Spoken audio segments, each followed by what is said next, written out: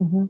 Salam kardeşler, salam aziz yurttaşlar, salam mähriban watandaşlar. Men şuun sizin bilen bizim geleceğimiz olan çağaçıklar barada bir temany pikirlerimizi paylaşalım dep şuun ýene de ekrana çykmaly dep pikir etdik. Hoş geldiniz hemmäňiz. Kardeşler hoş geldiniz.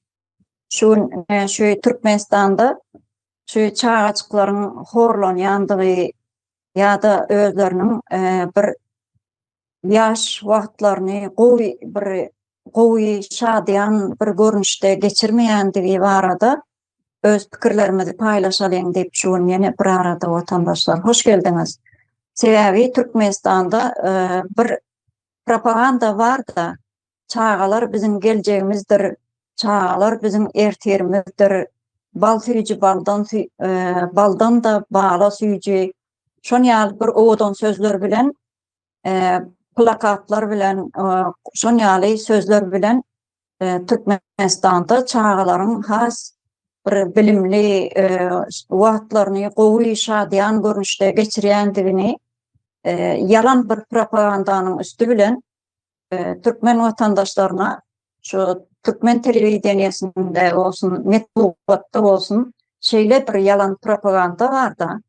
Emma şol hakykatna seredeninde Türkmenistanda çağaçyklar bizim geleceğimiz olan çağaçyklar öz wagtlaryny şadyan bir görnüşde de geçiren ýa-da bilim almak barada aýtsak, bilimleri barada da geçen gepleşiklerimizde bellep geçtik de bilim emir çağaları ýokary derejede berilen dip biz bunu doğru görünüşde aýtyp biljek. Sebäbi Türkmenistanyň şu geçen şu 2025-nji ýylyň awgust aýynyň 19-njy tanışmasam bir çağalar bilen ullakan çağalaryň ýaş ýetgenjekleriň geleceği barada, olaryň bilimleri barada ullakan bir konferensiýamy, bir festivalmy geçirildi dip özlerini televizyonda, bütün medyada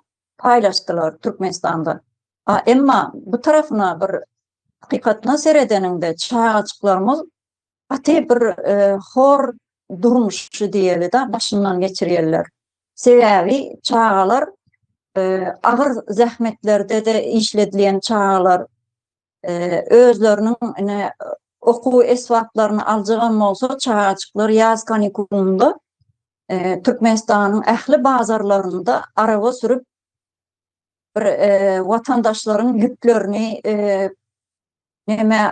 duralga çenli eltip bermek ýaly görnüşlerini edip şonýa agyr zähmetlerde çağaçyklar wagtyny geçirýärler. Bu näme diýmek? Bizim ertirimiziň ýok edilmegi diýmek watandaşlar. Sebäbi çağalar her bir ýaşda özleriniň almaly terbiýesi, her bir ýaşda özleriniň wagtlaryny şadyan geçirmesi üçin ähli mümkinçilikler döredilmeli. Sebäbi Türkmenistan baý bir ýurt. Biz muny Gulamly Berdimuhammedowyň käbir sözlerinden hem bellep geçip bilýäsler. Sebäbi ol öwünýär. Türkmenistan baýlykda 4-nji ýerde durýan diýip. Emma şol 4-nji ýerde durýan bolsa şu ýurdun çağaçyklary hor homsy günlerini durmuşlarda geçirýärler. Şu arada öz pikirlerimizi watandaşlarymyza ýetirelim diýip sizin bilen ekrana çykmaly boldyk watandaşlar. Hoş geldiňiz. Öz pikirleriňizi goşsaňyz bar bolsa başdyna.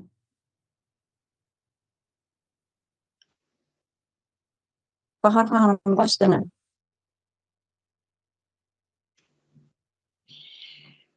Cennet hanım, Bahar hanım.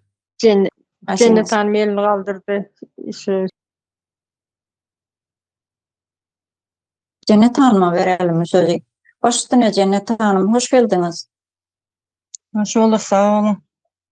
Esas şu çağları enataları yaşlıktan korkuzup yetiştirýänligi bilen başlaýardy. Şo barada görüň edelim dedik. Näme üçin Türkmenistanda çağalary gorkaşandy yetişdirilýär we geljegi alınýar. Şu gatygy tema el alındy diýip bilýän. Sebäbi bular ýaly temalarda Türkmenistanyň hiç bir ýerinde agz almaýar we gürüňe edilmän üçin maşgalada sagdyn pikir ýöretbilmeýärler. Şoň üçin enatallar bilen çağalaryň arasynda jemgyýetde köp problemalar, konfliktler ýaşalýar. Adamlaryň bir-birine şondan ynamsyzlyk ýüze çykýar we bu barada hasam köpräk gürüň edilmelidir. Näme üçin Türkmenistanda şeýle gürüňler edilmeýär maşgala çağı yetişdirmekde. Bir döwletiň görevi nämeden ibarat? Yaş nesli yetişdirmek dälmi? Ona bilim bilgi bermekde, sağlygyna ýatyrmak, jemgyýete baglamakdan ibarat. Bizde tersine yaş nesil çüýredilýär. Şoň üçin Türkmenistanda halkam ýok, jemgiýetem, döwletem ýok. Bir toplum bar, territoriýasy bolan. Onun başında da bir jenaýatçy topar bar. Şol toplumy yönetýän. Şoň üçin bu toplumda bir-birine bolan ne ynam bar, ne de hormaty we bir-birinden gorkýandyrlar. Bir zat diýse siyasata garşy çykaýsam yamanlarlar diýip. Şeýdip maşgalada çağalary da gorkaşandy yetişdirýärler. Netijede 35 ýylyň dowamında 3 nesli gorku bilen yetişdirilen. Döwletiň nämediginem bilen ýok, toplum bolup ýaşagan üçin halk jemgyýet ýok diýenim. Hakykatda olar problema bar bolsa, problemany ortaga atyp çözýändirler. Şonda halk jemgyýet bolup bilýärler. Bir toplum bolan üçin hem şu TikToklarda sagdyn gürüňler etbilmeýär, gaýtam çağalaryna daşar ýurtdan iýberen sowgatlaryny videolarda görkezýärler. Mişgamy, pandalar bar. Şolaryň içinden şu enatalaryny içinden gözleýärler da. Şu gatygy ynançly olara sowgatlar gerek de şu enatalaryny gözleýär. Ýa-da şu galyň spisekli videolar goýup başlady, näme gyzbykçalaryny reklam etdiler. Olar barada da gürüň gepleşik edipdik, endi şu biraz azaldy gönüme diýende. Jahil toplum şular ýaly zatlar bilen meşgul edilýär. Soňky wagtlarda da şu TikToklarda şuň ýaly videolar köp bolup başladylar. 1-2 ýaşyndaky çağalaryň gorkuzyp duran pursatlaryny bilmedim näme maksat bilen muny medialara çykarýarlar. Bilip ýa-da bilmeden prikol et goýýarlarmy? Ýöne bu videolarda meniň görüşim türkmeniň çağalaryny ýaşlykdan gorkuzyp yetişdirýändiklerini görýän. Ata-eneler özleriniň şular ýaly yetişendigini görünýär. Ata-babalarymyzdan bizi şeýle yetişdirdi diýerler. Bu näme diýmek? Öňden gelýän ýalňyş oturdulan narrativlerden gelýär. Çağan ýaşdan, aýal başdan diýen ýaly gorkmasy, söz dinlemez diýen ýaly narrativler ulanýarlar. Bu ýerde bilgisizligem bar, psikologlarymyzyň maşgala institutynyň ýoklugy, köp maşgalalar şondan sagdyn yetişmeýärler. Şoň üçin çağalary enatalaryň aýdan hökman etmeli diýip düşünýärler. Çağalar gorku bilen dälde, söýgü bilen, duýgu bilen ona gora berip, yndan berip yetişdirmelidir. Bizde çağalaryň sözü, hereketi, sesi dinlenmeýär. Köp ağlasa urýandyr, gorkuzýandyrlar. Ana milise geldi, baba geldi diýip sesini kestirýärler. Biraz ulal verende de 5-6 yaşına gelende köp sonra verendirler. Şu wagtdan köp sonra verme diýendirler en atalar. Şolum ýalňyş hereketler. Çağa dowlanda hem geni otdugulýar. Belli bir wagta çenli olam. Çağı dünýä iýnenden hemme zady bilmäni öwrenmäge çalşýar. Olam şu eline alan zady ağzyna salyp şonuň nämedigini aňlaýar. Emedikläp başlandy, hemme zady tutup elläp görýär, aňlaýar. Meselem bizde Türkmenlerde yerde saçak ýazylýar. Demli çaýymyz durýar. Çağa gelip şo çeýnege elläp görýär-de howpuldygyny düşünýär. Şo wagt bizem şu çağlara away bilen gorkuzýas-da. Aýda otursaň şu kän misallar berip bolýar. Şeýdip çağlary öýüň içinde gorkuzylyp susty bastyrylýar. İçki duýgusyny daşyna çykaryp bilmeýär. Ondan soň gorkmaly we diýilen etmeli diýip düşünýärler. Beýle çağlarym köplenç erkin pikirli bolup bilmeýär. Ondan soň dowam çağlar bagynda, mekteplerde, ýokary okuwlarda sistemaň ýalňyş oturdulan narratiwler bilen bilim berýän mugallimler, jemgyýetiň baskysy, eskerlikde de şu millet parazlyk edip çağlarymyzyň ruhlary şeýdip zynjyr şeklinde etap dölüp ýetişdirilýär. Beýle çağlar sonra öz pikirli, düşünjeli bolup bilmeýär. Başgalaryň pikirlerine ýatkyn bolýar. Ve korkak, yalaka, ahlaksyz bolup ýetişýär. Şeýdip biz sistema öz elimiz bilen korkak, ahlaksyz bir yalaka nesil ýetişdirip berýäs. Hasam gys çağlaryny, oglan çağlaryndan ayrımçylyk köp edilýär. Gys çağlaryny öý işleri bilen köprek meşgul etdirilýändir. Öýden çykarman. Bu da bir ýalňyş oturdulan narrativ. Gys çağa okuw gerek däl. Ulalsa durmuşa çykaryp goýberýär, stik goýberýärler-de. Ýükü öz üstünden atjak bolýarlar. Aslında ikisine de deň garalmalydyr, görmelidir. Oglan çağada öýüň işlerini edip bilmeli, gys çağany da okatmalydyr. Sebäbi olar geljekde ene boljaklar. Çağa yetiştirecekler. Bilgisiz, bilimsiz eneden yine eğitimsiz çağlar yetişer. Beýle çağlar, beýle jahil, eğitimsiz nesil rejim işine gelýär. Şonsuzam şu zatlaryň başynda rejimiň eli var. Ýürüýte planly gurulan sistema bu. Sebäbi bizde bir hakyky döwlet diýen bir döwletimiz ýok, ýalan. Oşa dyrnak içindäki döwlet şekil bolan üçin ne bir çağlaryň aladasy edilýär, ne bir jemgyýetiň döwleti halk döreden üçin öň planda halkyň aladasy görülýär. Ösen ýurtlarda olam. Meselem ilki bilen jemgyýetini östirýärler. Bilim bilgi berip enatalary maşgala nähil gurulýar. Çağlar näl yetiştirilýär.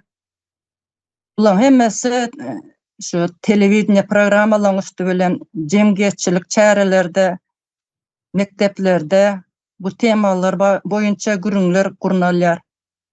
Galbersede psikologlar bar, olardan maslahat alýarlar. Bizde bular ýaly halk üçin edilýän alada ýok. Şo sebäpli bilim ve maglumat yetmişçiligi bolan soň köp enatalar gorkyny hormat bilen çalyşýarlar.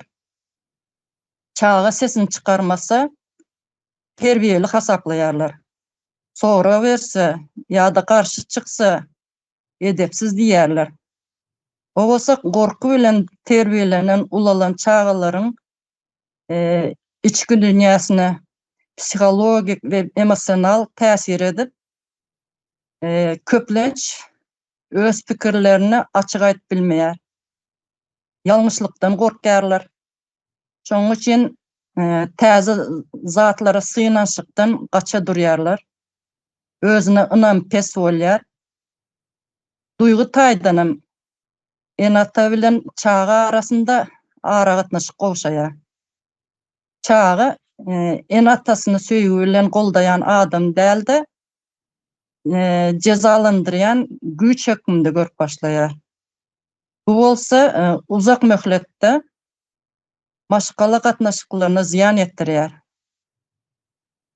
Enatalaryň özleri hem şeýle terbiýede ulalandyklary üçin şu modeli gaýtalaýarlar.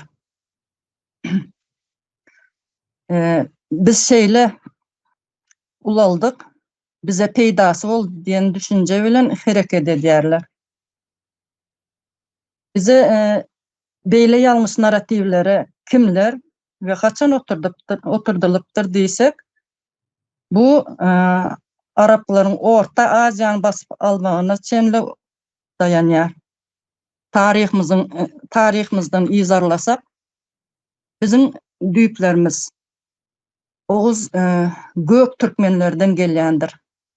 Oğuzlar hiç wagtym aýal gyzlaryna kemsitmändir. Gaýtan başynda täji görüpdirler. Gyz çağany oglan çağadan aýyrmandyrlar. İkisini de deň derejede ýaşlykdan söwüşmäni öwredipdirler. Ine şol narrativlerimizi oturtmaly biz. Araplar Oğuzlar basyp alandan soň olary islamlaşdyrypdyrlar. Kılıçtan geçirip zor bilen Araplarda doğulan çağany diýerligine gömýän ekenler. Zenanlary gulgyryna hökmünde görülen. Ine şol Arap kültüri oturan ve şonuň täsirleri görünýär häzirki wagtda da. Ondan soňra Rus imperiýasynyň ýalňyşy oturdulan ýalňyş narrativleri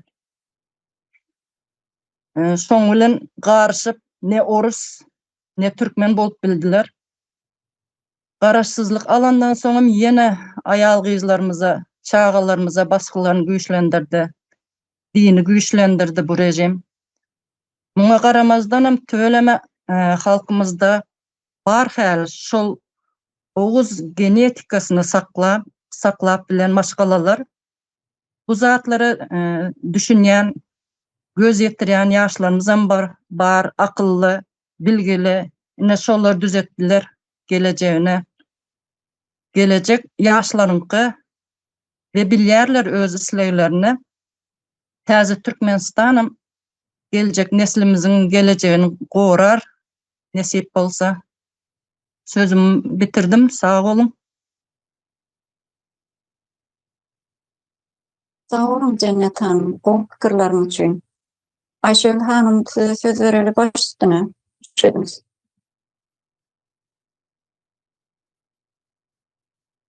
Salam kardeşler, salam ildeşler.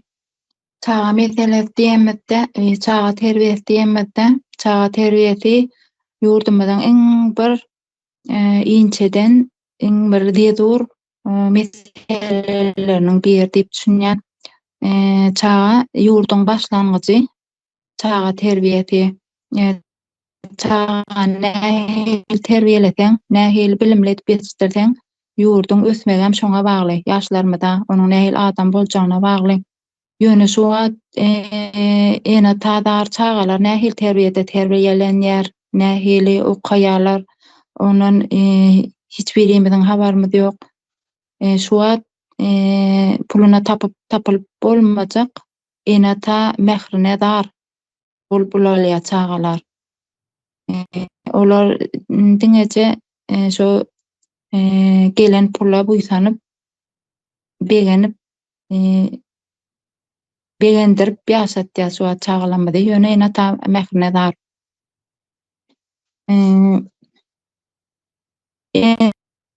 Ene talammy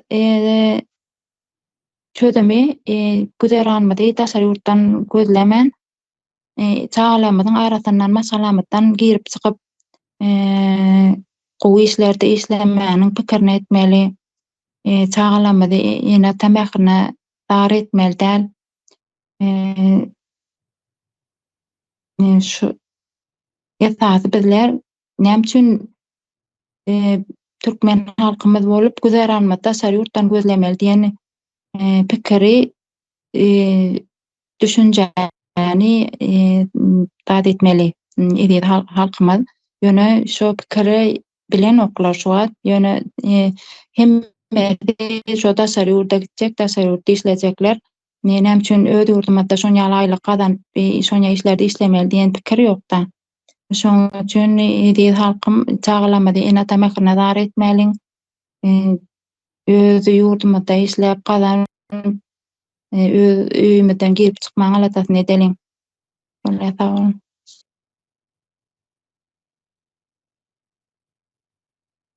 Sağ olun Ayşol hanım, gaty dogry pikirlerini paýlaşan üçin.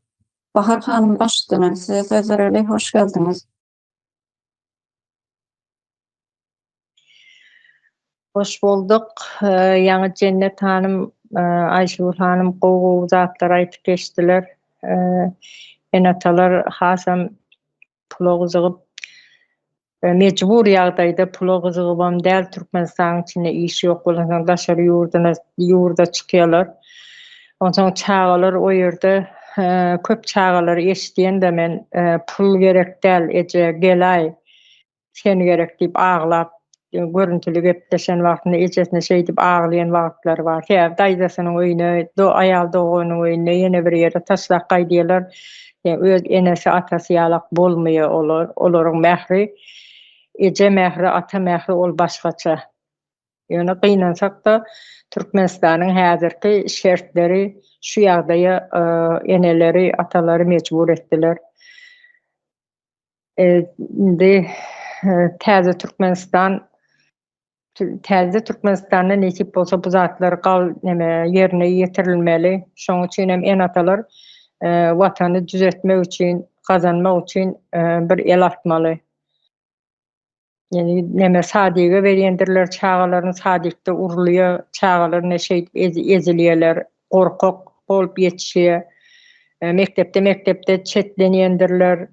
O ýerde de gorkak etip ýetişdirilýär çagalar. Enata öýde esasam şu ýaşaýyş şertleri biziň çagalaryň gorkak bolup ýetişmesine getirýär. Ene işine yetişip bilmeýär, öýüň işine yetişip bilmeýär, gaýnanyň basgysy bolýar, ýoldaşynyň basgysy bolýar, şeý diýip çagalaryna wagt aýryp bilmeýärler.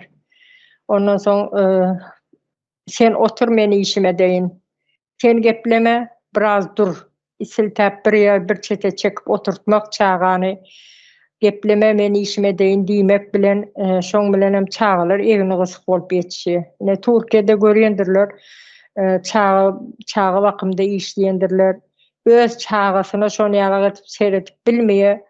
Eneler köp aglaýar. Şu barada öz çağamyza seredip bilmedik diýip puşman bolýarlar. Geplese goý diýip hiç bir zaman sen gepleme diýenlerdirler. Annejim näme diýse izinde ýörýändirler şoň. Aýdyn zatlaryny ýetirýär, parka diýendirler, gezdirýändirler. Onun için olaryň göwüni dok. Ýöne biziň çağlarymyz gynansak da, ýa aýdalyk geçilen zatlaryň hiç gaýsy ýok bolandan soňra çağlarymyz şeýle ezik bolup, egini gysyk bolup ýetişýärler. Näme? Ýöne görkezmelikde, telewizorda görkezýändir habarlarda arka daglary baş tutanlygynda çağlara şeýle üns berilýär. Çağlar öňde tutulýar her zatdan diýip kanuny laýyk biz iş ýerine ýetirýäs diýip ýalan görkezmeler berip diňe näme alaja mulaja diýer halmyradaga şonu ýaly bir alaja mulajalary bir topar ýeri bezäp olam näçe günlük bir günlük bediýe o ýerde çağlar oýnan bolýar. Onu da hemme çağlar oýnaýandyr, plan kesilen çağlar oýnaýandyr o ýerde. Garyp çağlar okuwna eşigini taýarlajak bolup musur nemeden hapa dökülýän ýerden şişe çöpläp beren çağlar bar.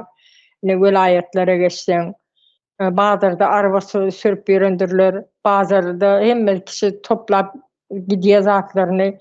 O zaman şu yere dökülen soğan kartoşkalar çöplep yüründürler. Eyyam şolar hal ayağı yer tutup bir 6-7 yaşandan sonra bir hocalık başına düşenýäli bolup geziyorlar. Ondan sonra dünyanın gözelliginden hiç ile haberi yok. Neme görkezmelik etip görkezen zatlaryny şonu var habarlarda görkezip otursaňam şoňa düşünmeýe olar. Eýýam umydy ýok şu çağalaryň.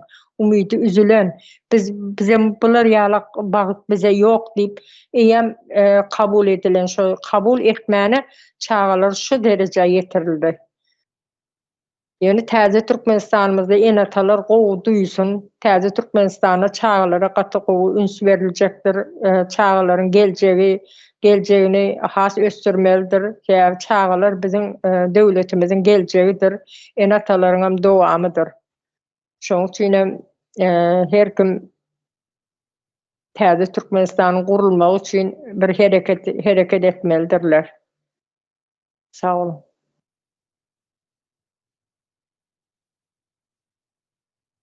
Sağ olun Bahar hanım. Şu çağaçıklaryň psihologiýasy gaty bolup ýetişýärler. Ondan soň o çağalardan hiç bir iş ýa-da bir iş adamı ýa-da bir geljekde bir açyş etjek diýilen düşünjäni ortadan aýrylýar. Şol gaty dogry çağalaryň ýaşlykdan eýýam kiçik ýaş wagtyndan başlap psihologiýalary bozulýar. Leyla hanım baş üstüne size söz verelim. Hoş geldiniz. Hoş bulduk, sağ olun. Salam kardeşler. Doğrudanam bizden yurtumuzda ýa-ni çağalanın psihologiyası bozuk. Hakykatdanam çağalarımız çağalykyny ýaşap bilmindiripdi. Akşam ine men aýtsam da komşumyzyň balasy bar. Çağa häli 5-nji klasmy 6-njy klasmy bilmädim, lekin ýaş bala häli. Mektep okuwçysy. Balyk tutupdy beçara. Ekesi ölgen, apasy taşak gitgenmi, hullas şundaýçy enesini kolunda kagallar da, ekesini apasyny kolunda kagan. Osun balyk tutup gepdi. Enesi aýtypdy, "Git, ne ýok, ýag ýok, men saňa pişirip berimmen, pişirip berebilimmen. Appar nere, apparsaň şöre appar" depdi. Osun beçara bizere gelipdi balykyny göterip. Pişirip beriňler, birge ýiyimiz depdi. Şunda ettirip bizeniň bagalanyň ýanynda pişirip ýep getipdi ýa arasda. Ine bu çağalara hiç bir ne ýokdan bir erkinlik hem ýok, ýaşaýyş ýokdan ýaşaýyş. Kanny doýup damak ýep bilmese bu narasdalar. Bizeniň yurtumuz baýlykda 4-nji ýerde duradygym yurtumuz halkyny öýünde ne ýagy bar, ne çöreki bar. Pensiýa beredi eken, pensiýa emas, ne? Pasobiýa diýmeler çağalara, ata-enesi ýoklara, ama beredi-ku yetim bagalara. $10 1000 manatmışmy, şundaýçy $15 diýme. Ana o bilen ne gün görüp bilseler. Bir halta unyň 1800 manat. Bu narastalara berip durgan pulydan bulany çörekine yetmedi eken da. Hali başka zat beyakta dursun. Onu kurgana çörek yemediler-ku. Yağam gerek, kerçkep yaz, et gerek. Onday zattan mahrum çağalarımız. Vitaminli zatlardan vapşi neden? Meyve mestallardan. Opşum ondayçı zatlarını yep bilmeydi narastalar. Men şuna qatty qynalamam da. Şu düm bolmaganda şunday baylykymyz bar eken, çağalany bir kanny doýup owkat ýese, şuňa ýetdi diýip bu ptiçka içindägi döwlet başçysy arkadagy bulanı ýigide ýatyp, kanny doýup tamak ýigide ýatyp puluny berse ýaxşy bolarady dep düşünemen da. Ýene daňan gelip birsi ana ýakynda 19 sentýabrda bolup ötgenlerini hemmeňiz eşitdiňizler. Pensiýalaryny köpeýtirme, halkymyzdan baýyp gitdi dep durupdy da. Hemme zaty ýeterlikli dep. Çap sakally adam şunday dep aýtdy.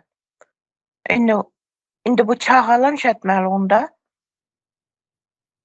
Şet gün görmeli. Ine şunu üçin hem çagalarymyzy hem bilimsiz kaldı, hem psihologasy bozuk çagala. Osunam nege bar bizani nelerimiz, yakınlarımız nege barıp geldiler. Ziyarete da Oktyabrsky'ye gitdiler. Şunda görüp gepdiler çagalanı. Yani Bahar hanımla aytganyndan bu Türkiýede çagalarını birinci yerde koyadılar. Hemme zattan doğrudan hemme yerde dem çagala birinci yerde durmalı. Bizeni gelecekimiz üçün ki, bizeni hayat dowamymyz çagalarımız. Şunu üçün birincide durmalı. Bu birini adamları, Türkiýanyň adamları parkny gezdiredi diýdi.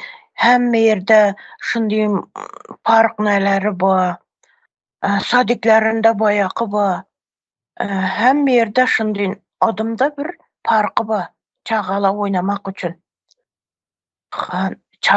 Çagalykyny oynamaly doğrudan. Lekin bizani yurtumuzda Ullu parkda gezip yürüpdiler diýdiler Oktyabrsky'de. Ulludan kiçisi. Paxta atyzyň içinde. Ayak yalan, baş yalan diýdi narastala. Ata-ennesini eldinde şula parkda yürgen diýene paxta terip yürüpdiler diýdi. Bir ýyl paxtany planyny dolup bilmeýän durupmyz dep diýdi. Kanyşylar nerden bilim alady olsun? Ine şu paxta tersek bize çörek yiyip bilemiz. Paxta termesek bizere çörek yok, yağ yok diýdämiş. Dohodda bizere yağını beredi diýdämiş.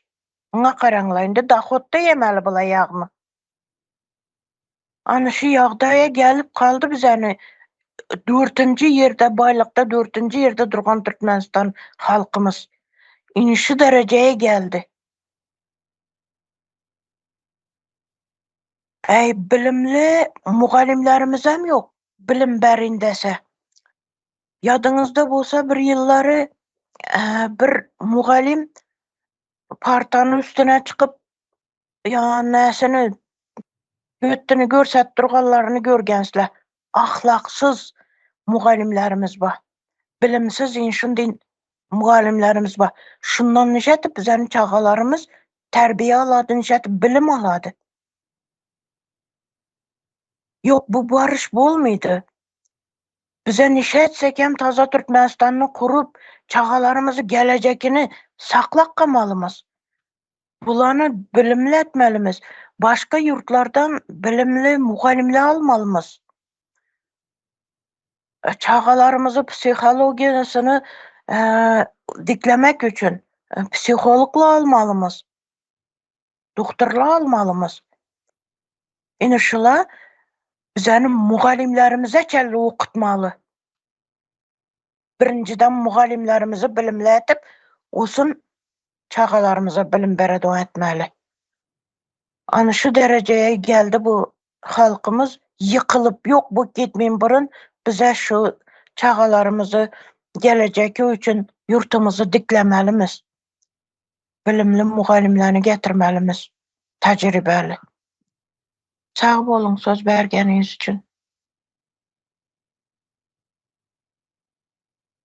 Sağ olun Leyla hanım. Bahar hanım yine el kaldırdınız mı yanlışmasam ya önküyüne düşürmediniz mi?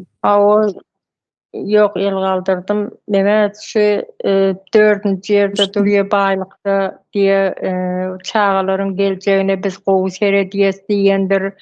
Odan gepleyip yana bellek geçtim de yani men özümden misal alıp bersem men Paxtasızda işledim. 2 hektar yerim vardı. İşledim. Ben çağalarımı şu yerde İgdağın aşağında, İgdağ ağacının aşağında yatırıp şeydi neme otağımam, şeydi otadım paxtanım, şeydi yığdım.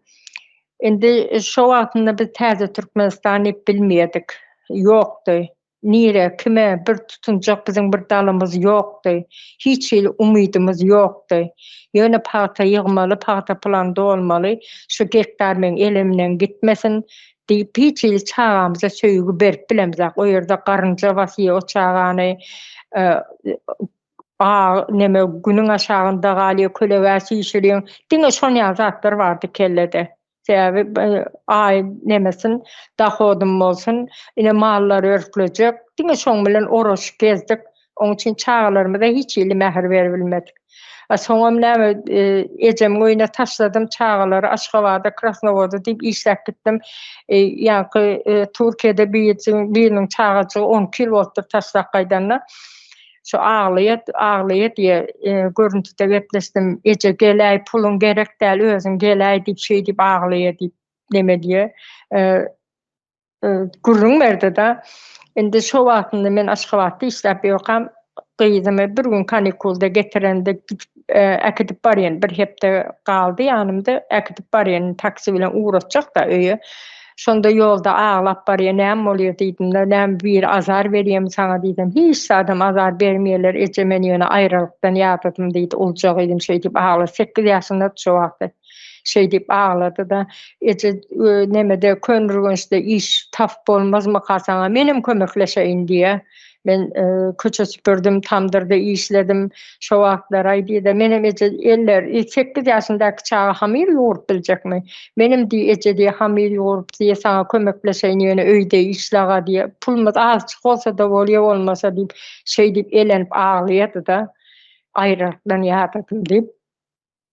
Ine biziň çağlarymyzyň osan geljegi nireden bolsun? Nireden gün çökkünlük bilen ýaşaýar. Ine häzir hem taşladım, bäri geldim. Ine ulakam oldu çağlarym, ulakan öýle oldular. Ýok da men hiç çağam öňüme alyp bir arkaýyn işsiz bir işim ýok bolup öýde çağam bir öňüme alyp söýüp görmedim. 4 ýaşynda taşladım, gitdim. 26 ýyl men çağlarymdan aýry. Şolar bilen bir ýynagana ýaşap görmedim. Ine Krasnovoddan gelýärdim. Oğlum 4 ýaşyndady. Gyýdym 6 ýaşynda, oljam 8 ýaşynda şey diýdi, gelenden akşam ýatanda pişirdi. Eje indi biz taşlap gitmeýin dämi?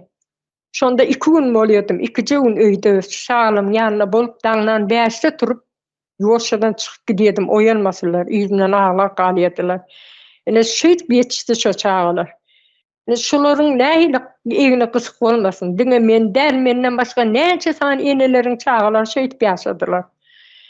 Meňim ýanyna näçe san aýalyňyzlar işleýärdi. Hemmesem şeýle bir tejenden gelen, bir mardan, çärçöwden, daşowdan şeýt çağlaryny taşlap gelenler. Bir ejeme taşladym diýip bir aýal doganma, gaýnaneme, şu çağlaryň hemmesem egine gysyk.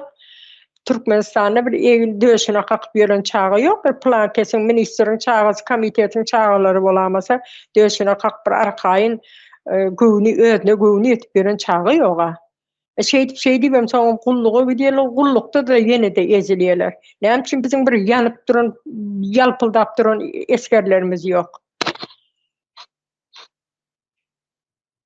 Türkiýede dagy jandarmalar görýän, görsen gözüň aly bilmeýän. Şeyle bir arasatçılığı hemme zady. Bizim eskerlerimiz gör, çağalarından ezile geli, eskerce de eziliye, yırtık, iyirik, giyip yören, evinde, köylüğünde renk, giygen zatların renkleri solup giden, komandir diyen zatımı, afiserimi, olur deysen adını tutan ağını, ecen plan deyip, şey deyip çağırıyorlar. Ben köp eşittim eskerlere şey deyip çağıranı, şeyle at koyupdurlar. Ine bizim Türkmenistanyň häzirki diktator rejimi ine beýle ýetişdirilýär çağlar. Men çağamdan alıp görüp paxtatsın qırasını men ağacın düýbünde yatırıp otağıma otuyordum, paxtamı yığıyordum. Ondan soň çağaların ýeke birden emmesem şeýle. Könürgünçe şäheriň özünde ýaşap oturana paxta gidendirler. 7-8 ýaşyndaky çağalar ýany bilen äkidiýe bir penje ýagzada diýip. Şeýle paxta giden aýallary gördüm men. Şeýle geçen çağalar. Ondan soň o çağalar ezik bolýar. Ýöne telewizorda alyja mulaja zatlary görkezip ýalandan bir 2-4 saatly o neme kamera çekeler. Jurnalistlerim o ýerde olardan neme interwiýu alan bolşup ýörler. Paxtaçylara gitsin vilayetler aýlanyň jurnalist barmy? Çağalarymyzyň geljegi şeýdip garaldylar. Şoň üçin biz bara täze Türkmenistan gurulsun, çağalaryň gelejegi gowy bolsun, döwletimiziň, ýurdumyzyň geljegi çağalardyr diýip şu 5 ýyl bäri, 6 ýyl bäri halka düşündirip gelip otyr şonu. Halkam gözüni açmaly çağalarymyzy bu näme bu bataklykmy näme zat şondan silkelep çykarmaly çağalarymyzyň ýoksa gelejegi ýok. Geleceğini palta urmalı däl. Çağalarymyzy gowja ýetişdirjek bolmaly, bilimli boljak bolmaly. Gyz çağalara da hiç üns berilmeýär. Sen soň diýip bir ýere äre baranda diýip iş bilmeýän eken diýmeseler men gyzym almany öýde galarmy diýip şo işe öwrenmeli diýip ezip ýetirler ony. Okutmak diýen zadam ýok, çykan gyz çiğilden daş diýilen bir gepi bar. O sen derdin aýdyp ataň öýüňe de gelip bilmeýän. İller näme diýer? Men namys edýän. İller maňa diýin. Özüni düşünýär, çağasyny düşünen özüne gep gelmekden çekinýär. Çağasynyň arkasynda durup bilmeýär. Şeýdip bir ene ärinden taýak ýikese, gaýnanesinden siltense, o çağa, ozon gelin çağasyna näme terbiýe bersin? Gelinem gaharda gezýär, çağasy bir zat ise de gaharyny çağasyndan alýar, goý sesini diýip. Şeýdip biziň çağalarymyzyň geljegine palta urup otyrys. Täze Türkmenistana hökmen hemmeler bir el nemetmeli. Näme diýdi daşyň aşagyny elin goý diýerler. Daşyň aşagyny elini goýmaly. Özümüz üçin däl, özümüz boldy, ýaşajagymyzy ýaşadyk. Ýene näçe ýyl ýaşajak ömrümüz bar biziň. Ýöne çağalarymyzyň geljegi üçin göreşmeli. Sag olun.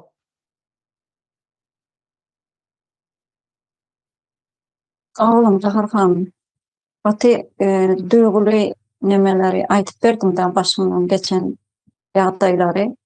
Senin ýaly eneler müňlerçe Türkmenistanda, ýa-ni Birleşik ýaly Türkmenistanda Türkmen zenanlarynyň 70'i diýsek ýalňyş bolmasa gerek.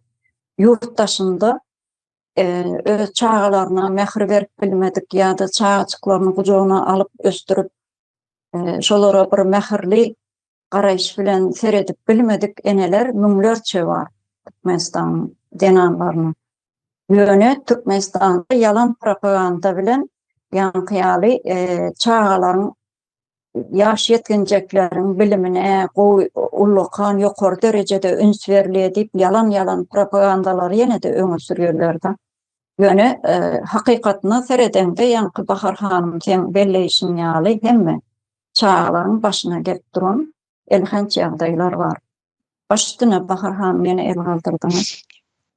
Yine bir diýjekdim şu Aşgabatyň özlerine jaýlarda bany zat bardyr.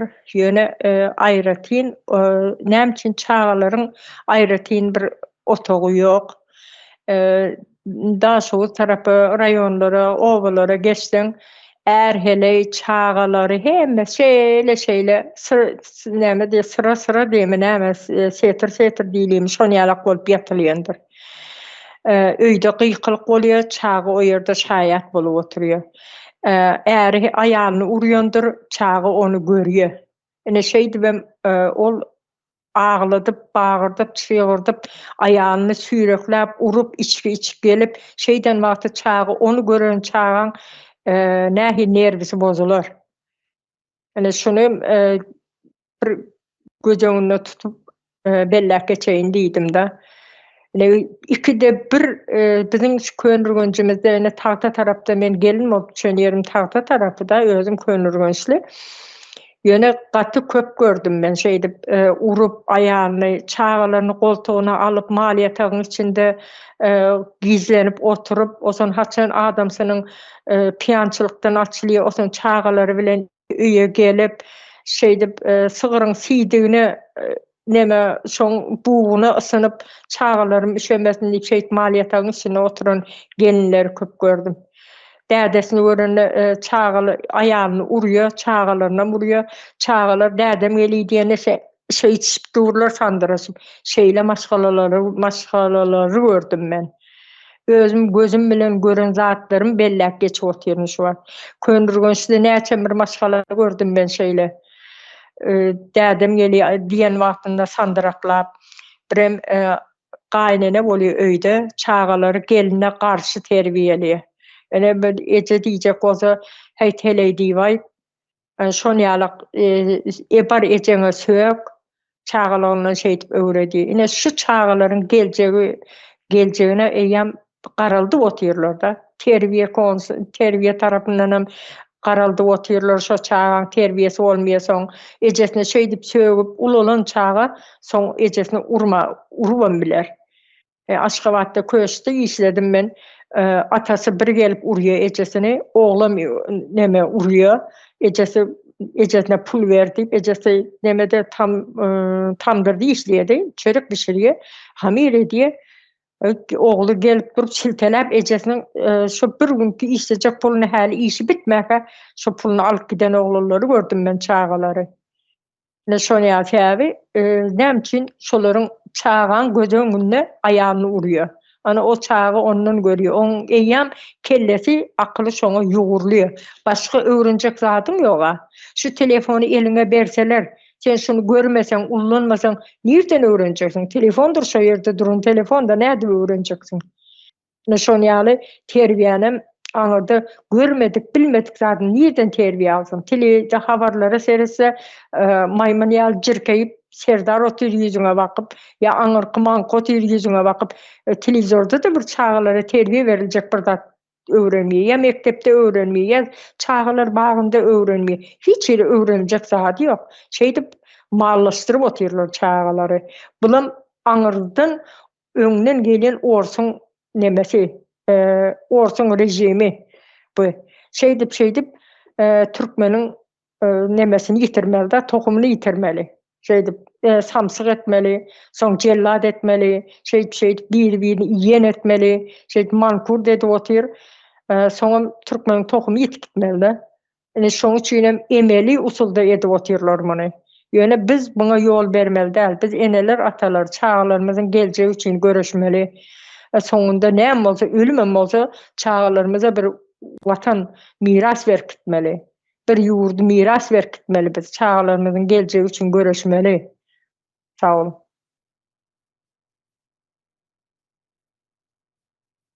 Sağ olun Bahar hanım. Kardeşler gaty gynançly elhanç bir çağalaryň başyna gelip duran elhanç ýagdaýlary paýlaşdykdan şoň bir topar. Sebebi Türkmenistanda şo yalan propagandanyň hakyky ýüzi bolup durýar. Sebebi näme diýsem, çağalaryň %90'y hiç açanam gowy bir terbiyeli ýanky daşary ýurtlarda ýaly ýa-da ösen ýurtlarda ýaly oýun oýnap ýa-da başga bir wagtlaryny şadyan geçiren türkmen çağalaryny hiçem görmedik. Biz Türkmenistanda ýanky Bahar hanım beýle kardeşleriň belleşi ýaly çağaçyklar şol paxta ýygymynda gesip ýördi Leyla hanım gidip görüpdirler. Aýaklary ýalamaç paxta ýygymyny uradylýarmyş çağalar. Ýene de bir topar çağalar ýanky musurlardan hapa dökülýän ýerlerden çüýşe şoň ýatlary toplap şeýdip ýaşap ýörler Türkmenistanda. Ne ýanky imit var, vitaminli, ne de çağalara bir wagtlaryny şadyan geçirer ýaly parklar var, ne külçeler var. Hemmesi ap-aýdym görnüp duran hakyky Türkmenistanyň ýüzi şol. Ýöne müň gezek öwünse de Türkmenistan hiç açanam ötüşe doğru giden da çöküşe doğru gidip durda. Çağaların hiç açanam hakkı hukuki ellerinden alınıp ne olara bilim, ne terbiye, ne sağlık ýagdaýdan, ähli tarapdan seredende çağalar pes derecede. Yani korku aslında östürülüp yetiştirilen Cennet Hanım belleşýaly korku bilen yetiştirilen nesil var bizim öňümizde. Bulardan hem ertir biz näme garaşmaly? Bulardan ertir bir hiç bir ötüşe garaşmak mümkinçiligimiz ýok. Şoň üçin biz hukman bu zatlaryň öňüne geçmeli watandaşlar. Hukman şu cinayetçi toporun edip oturan cinayetlerinin öňüne geçmeli, dur diýmeli. Her bir watandaş özünün hak hukugyny talap etmeli. Konstitusiýany öwrenmeli. Kada kanunlary öwrenmeli watandaşlar. Bizim şu gepleşiklerimiz hem watandaşlarymyz üçin kän bir uly bir informasiýa, uly bir maglumat hökmünde sosial mediada da YouTube'da bizim ähli kanallarymyza seretmeklerini şu ýerden ýene bir gedek ýatlarym.